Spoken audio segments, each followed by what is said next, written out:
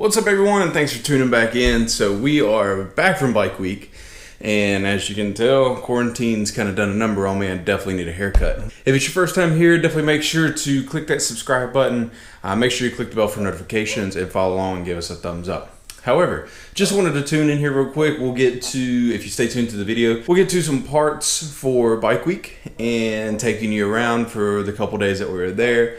We didn't make it to the sound competition, so unfortunately that's not in the video, but we did get a lot of good footage, a lot of cool bikes, and a lot of cool people that we met along the way, so stay tuned for that. I just wanted to cue you in case you're following me along on social media, and if you don't know me on social media, I'll make sure that those details are in the video. However, we did get back safe, as you can see, all in one piece. It was a great ride there, great ride back. We hit rain a few times, but we hit a huge issue when I got 4 hours from home. We had a massive oil leak coming from the bike. Harley dealer was closed.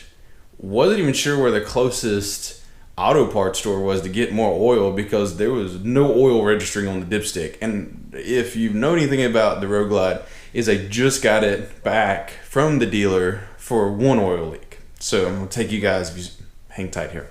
So the first oil leak that we had was coming out in between this gasket right here. It was coming in through the valley on the back of the head.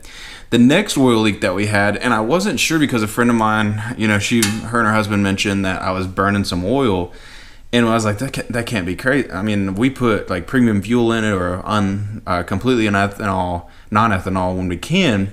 But I came home one day and I saw this big splatter here, which I thought it was a bug that had rolled over, but apparently it was oil. And when I got to the beach here, I could literally run my finger up under my breather here and it would just be coated, like thick coated in oil. So I had an issue coming from my throttle. And I thought, well, maybe when they fixed the gasket on the back of the head, maybe they forgot to put a new gasket on there, which I don't think they would do that. They pinched the gasket somehow, or something's not right in there, right? And I'm not the mechanic. I'm not going to take it apart, especially when they just had it. If they didn't just have it, I would have taken it apart myself and went in.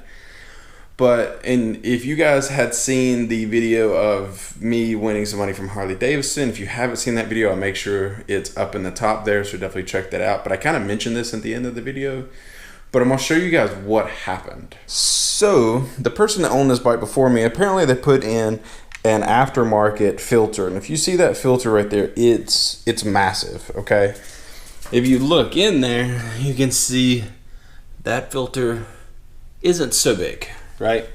So somebody put an aftermarket filter on this that was much bigger that needed to go on there. And here is your hosing that attaches to your filter, and these attach to the heads because they're kind of like vacuum lines and overspray lines, things like that, to pull extra pressure out of the heads. And when I would start the bike, you would hear the bike kind of bog down, things like that. Well, what had happened was, I don't know if you can see those little metal pieces right there, but those metal pieces were this flange that's in here that the stock Harley, filter does not have, and they broke. And they actually pushed this out.